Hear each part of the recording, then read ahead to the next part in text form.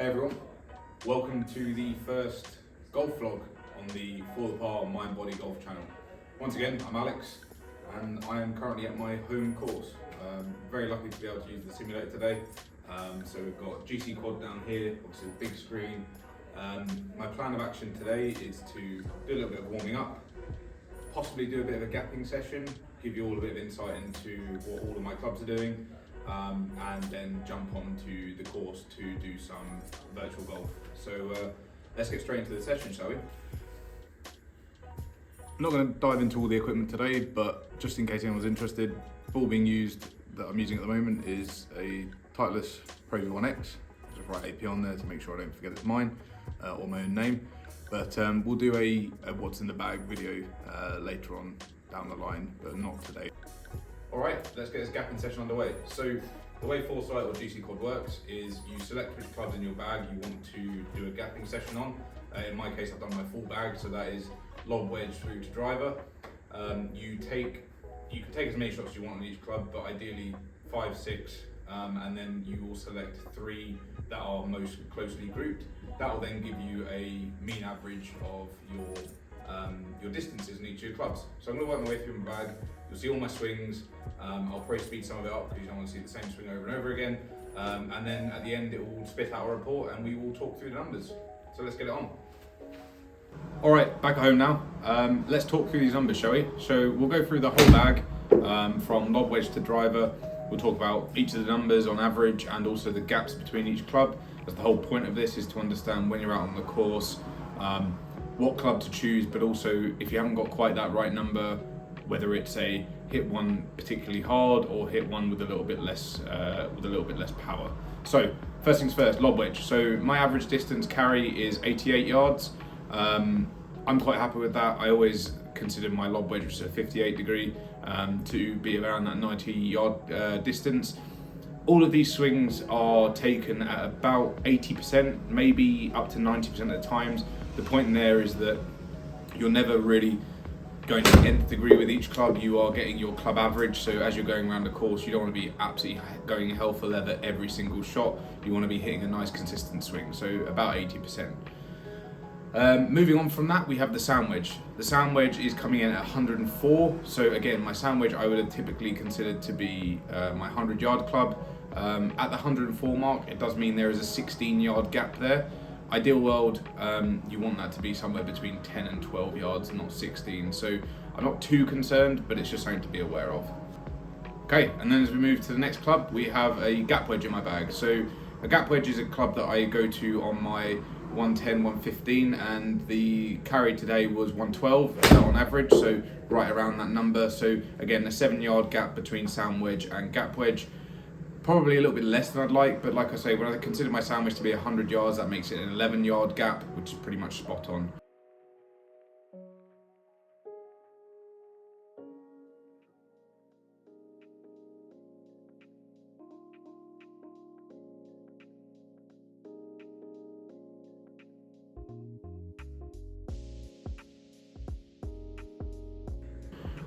From there we have our pitching wedge.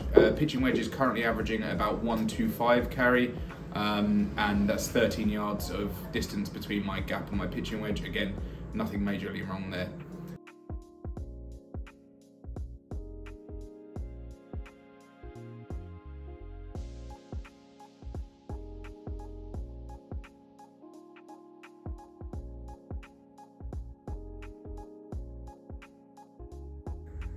Next we have the 9-iron. Now this is where the gap gets a little bit concerning. So we have a 144 distance or average carry on my 9-iron. That gives it a 19-yard difference between my my pitching wedge and my 9-iron. That's a long way. So what it means is that I really have to hit a pitching wedge hard to get to that sort of 135 mark, or I need to take a good amount off of my 9-iron. So it's just something I need to bear in mind. I've been aware of it for a while. I've done a couple of these gapping sessions now. I do them semi-regularly to make sure that my numbers haven't gone completely out of whack. Next is the 8-iron. So typically this was averaging 156 yards, so 12 yards between this and 9-iron. Perfectly fine with that, not a problem.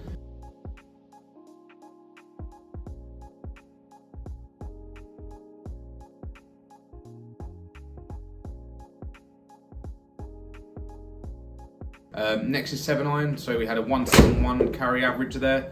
Again, only 15 yards between that and an 8-iron, not a major problem there. I don't have too many issues either hitting an 8-iron a bit stronger or a 7-iron a little bit less.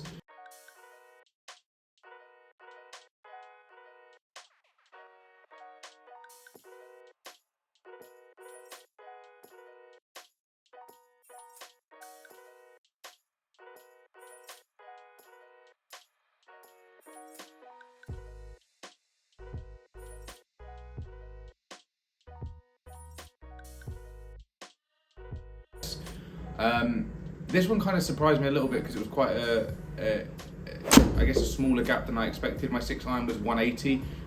Typically I'd seen it around the 182, 183 mark. So today it was only a 9-yard gap, which again, not a major problem, but just, yeah, was something that I thought was a little bit noteworthy.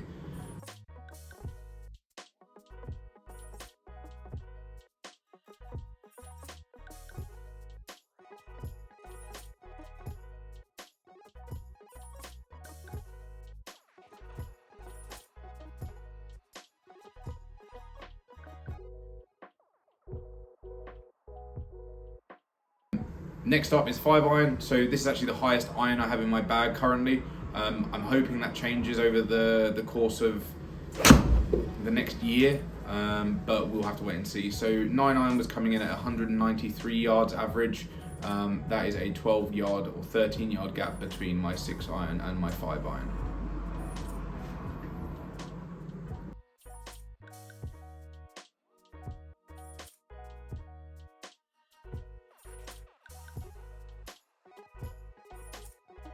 Okay, so like I mentioned, we are now out of the irons. So we're moving into hybrids and woods. So at present, I use a 4 hybrid, a 3 hybrid, a 3 wood, and a driver. So going through them in order, the 4 hybrid was coming in at 207 yards. So that is a 14-yard gap between my 5-iron and my 4 hybrid, which again, no major concern, quite happy with that as we move further up the bag. Next we have my 3 hybrid. Now this was coming in at 225 average carry. The rollout was, sometimes quite large, so it could end up 240, 250 total. And that was an 18-yard gap between my 3 hybrid and my 4 hybrid. Again, when we're talking this end of the bag, no major problems.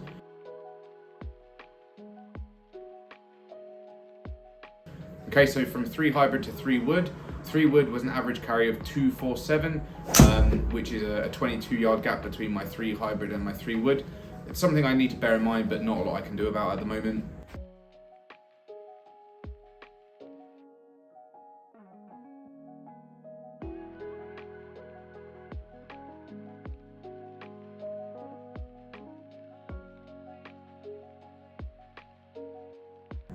And then finally, the one that I'm sure everyone's been waiting for. A little bit disappointed with the numbers today, but it just is what it is.